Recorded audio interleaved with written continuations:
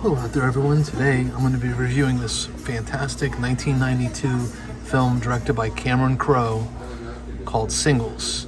It was his follow-up to Say Anything, which of course is generally regarded as one of his best films. Now, this film I enjoyed quite a bit. It definitely was a little step down from Say Anything in terms of its overall impact, but it's still a great flick, and it captures that early 90s zeitgeist quite well. The whole Seattle music scene was really kind of given a huge boost by this film. The soundtrack was terrific if you're into that kind of music. Now, the cast is great. It stars Matt Dillon, Bridget Fonda, Campbell Scott, and Keira Sedgwick, and it is really a wonderfully lighthearted, funny dramedy that feels incredibly real. The characters feel lived in, and the dialogue and the interactions between everyone is just, it's a joy to watch.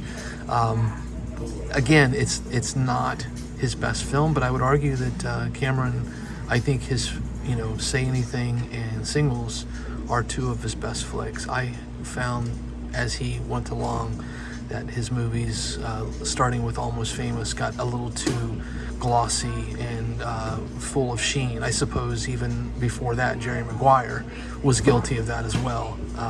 I mean, they're all entertaining in their own way, but I think that he just had a little bit more of an edge to him with Say Anything and Singles, and I kind of missed that because I think he is still a pretty good director who has obviously made some great films.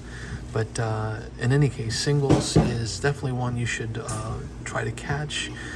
Matt Dillon in particular plays a very interesting stoner, kind of like Z-grade Eddie Vedder type that sort of looks the part but really doesn't have much talent and has a wonderfully clueless lack of self-awareness, and of course Keira Sedgwick and Campbell Scott. It's funny, when I first saw this film I found myself not enjoying their subplot as much as the Matt Dillon and Bridget Fonda subplot, but as I've aged I've actually come to like their story really the best out of all of the film.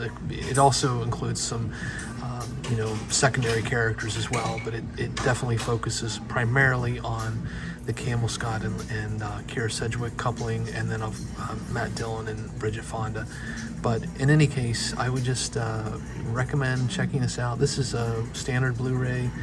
It looks great. It is not available to my knowledge on 4K, but this is a terrific release for a film that warrants a watch, even if just from the standpoint of just seeing how the Seattle grunge scene started out, because it really did seem to capture that essence quite effectively before it had become completely commercialized.